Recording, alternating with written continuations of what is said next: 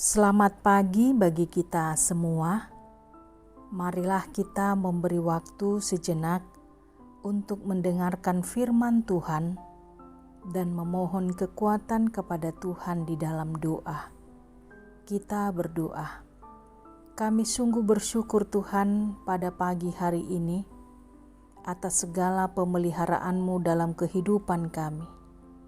Engkau yang menjaga kami ketika kami tidur dan beristirahat sepanjang malam yang gelap ini. Dan Tuhan juga yang membangunkan kami pada pagi ini. Kami menerima satu hari yang baru. Dan kami akan menjalani kehidupan kami dalam satu hari ini dengan pertolongan Tuhan dan dengan terang yang disinarkan oleh firman-Mu yang akan kami dengarkan. Terima kasih Tuhan, kami bersyukur kepadamu pagi ini. Amin.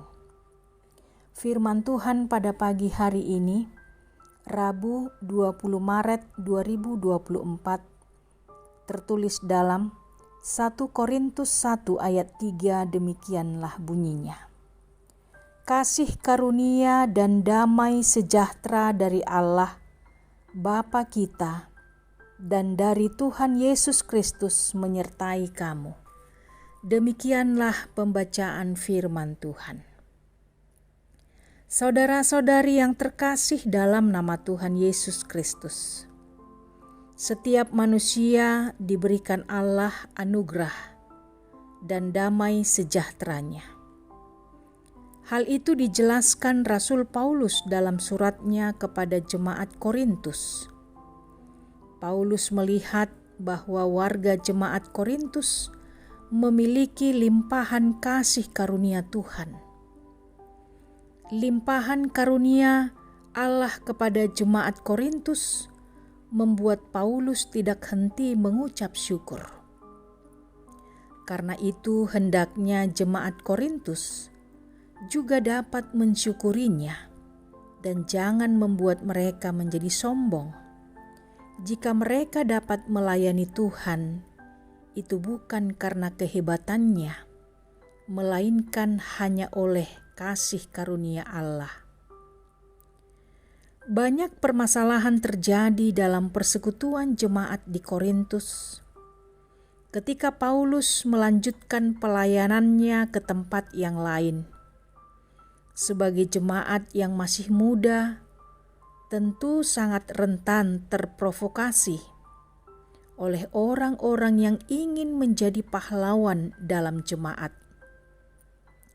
Mereka yang tidak memiliki pemahaman benar tentang Injil Yesus Kristus ingin menunjukkan kehebatan masing-masing. Rasul Paulus mengingatkan mereka sebagai orang yang sudah diselamatkan oleh Yesus Kristus untuk saling menerima dan saling mengampuni. Kehidupan kita sebagai orang beriman masa kini adalah hanya karena kasih karunia, hanya karena anugerah dari Allah yang menyertai kita dan bukan karena kekuatan dan prestasi diri kita sendiri. Oleh karena itu, saudara-saudari yang terkasih, sebagai orang yang beriman, maka hendaknya kita semakin berbelas kasih dan berbela rasa dengan meneladani Yesus Kristus sebagai sumber anugerah dan belas kasih.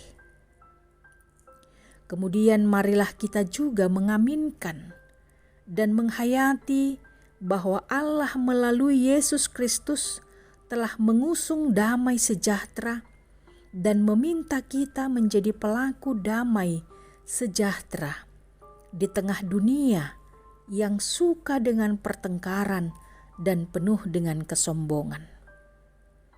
Karena memang anugerah dan damai sejahtera dari Allah dan dari Yesus Kristus yang menyertai kita senantiasa lebih besar dari segala masalah yang kita hadapi. Bahkan dosa pelanggaran kita yang besar itu telah diampuninya telah disucikannya kita dengan darahnya yang sangat mahal itu, agar kita beroleh hidup yang kekal. Amin, kita berdoa. Terima kasih ya Tuhan untuk cinta kasih-Mu yang besar. Jika hingga saat ini kami dapat menikmati hidup kami, itu bukan karena kehebatan kami, tetapi karena pemberian-Mu dan penyertaan-Mu bagi kami setiap saat. Kami berdoa untuk jemaat-Mu pada pagi ini Tuhan. Mereka yang sedang sakit, kiranya Engkaulah yang memberikan kesembuhan dan kesehatan. Bagi jemaat-Mu yang sedang dalam pergumulan yang berat, dalam duka cita, ya Tuhan, berilah mereka kekuatan dan penghiburan, agar mereka semakin dapat menjalani kehidupannya di dalam pengharapan kepada Tuhan. Terpujilah Engkau ya Tuhan Yesus, hari ini, esok, dan selamanya. Amin. Selamat beraktivitas bagi kita semua.